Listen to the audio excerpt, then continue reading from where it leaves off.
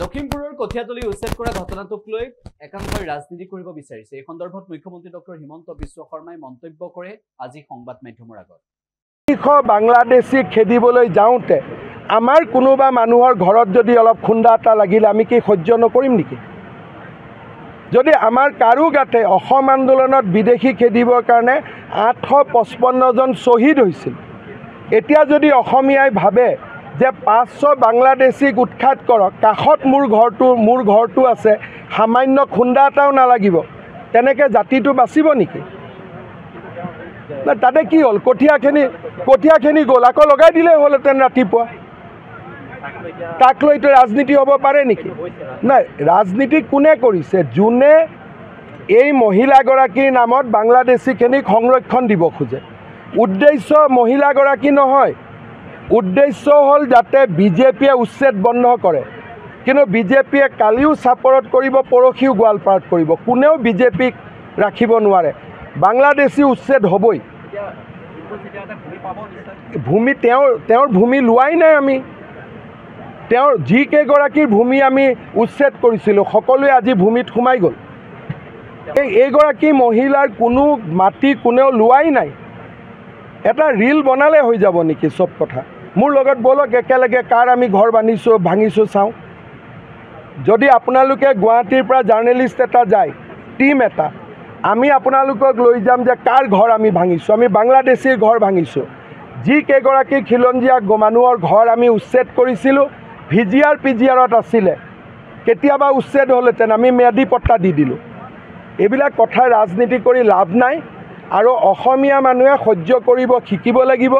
যদি বাংলাদেশীৰ গাত টোকৰ মাৰোঁতে আমি যদি ভাবোঁ আমি একদম ইস্ত্ৰি মাৰা চাৰ্ট পিন্ধি থাকিম, অলপো বোকা নপৰিব, কাৰোবাৰ ঘৰত বুলডোজাৰ চলিব, তাৰ বোকাও আমাৰ গাত নপৰিব, তেনেকৈতো নহ'ব নহয়।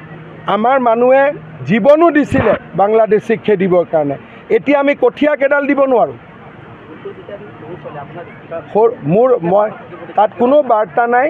বাৰ্তা এটাই, অসমীয়া মানুহ সাহসী হ'ব লাগিব, নহ'লে অসমীয়া মানুহ অসমতে এদিন আত্মসমৰ্পণ কৰিব লাগিব। বাংলাদেশীক খেদিবলৈ যাওঁতে আমাৰ কোনোবা মানুহৰ ঘৰত যদি অলপ খুন্দা এটা লাগিলে আমি কি সহ্য নকৰিম নেকি? যদি আমাৰ কাৰো গাতে অসম আন্দোলনত বিদেশী খেদিবৰ কাৰণে 855 জন শ্বহীদ হৈছিল, এতিয়া যদি অসমীয়াই ভাবে যে 500 বাংলাদেশীক উৎখাত কৰক, কাষত মোৰ ঘৰটো আছে, সামান্য খুন্দা এটাও নালাগিব, তেনেকৈ জাতিটো বাচিব নেকি? না তাতে কি হ'ল? কঠীয়াখিনি গ'ল, আকৌ লগাই দিলেই হ'লহেঁতেন ৰাতিপুৱা। তাক লৈতো ৰাজনীতি হ'ব পাৰে নেকি? নাই, ৰাজনীতি কোনে কৰিছে? যোনে এই মহিলাগৰাকীৰ নামত বাংলাদেশীখিনিক সংৰক্ষণ দিব খোজে। উদ্দেশ্য মহিলাগৰাকী নহয়, উদ্দেশ্য হ'ল যাতে বিজেপিয়ে উচ্ছেদ বন্ধ কৰে। কিন্তু বিজেপিয়ে কালিও চাপৰত কৰিব, পৰহিও গোৱালপাৰাত কৰিব। কোনেও বিজেপিক ৰাখিব নোৱাৰে। বাংলাদেশী উচ্ছেদ হ'বই। ভূমি তেওঁৰ ভূমি লোৱাই নাই আমি। তেওঁৰ যিকেইগৰাকীৰ ভূমি আমি উচ্ছেদ কৰিছিলোঁ সকলোৱে আজি ভূমিত সোমাই গ'ল। এইগৰাকী মহিলাৰ কোনো মাটি কোনেও লোৱাই নাই। এটা ৰীল বনালে হৈ যাব নেকি চব কথা? মোৰ লগত বলক একেলগে কাৰ আমি ঘৰ ভাঙিছোঁ চাওঁ। যদি আপোনালোকে গুৱাহাটীৰ পৰা জাৰ্নেলিষ্ট এটা যায়, টিম এটা, আমি আপোনালোকক লৈ যাম যে কাৰ ঘৰ আমি ভাঙিছোঁ। আমি বাংলাদেশীৰ ঘৰ ভাঙিছোঁ। যিকেইগৰাকী খিলঞ্জীয়া মানুহৰ ঘৰ আমি উচ্ছেদ কৰিছিলোঁ, PGRত আছিলে, কেতিয়াবা উচ্ছেদ হ'লহেঁতেন, আমি ম্যাদী পট্টা দি দিলোঁ।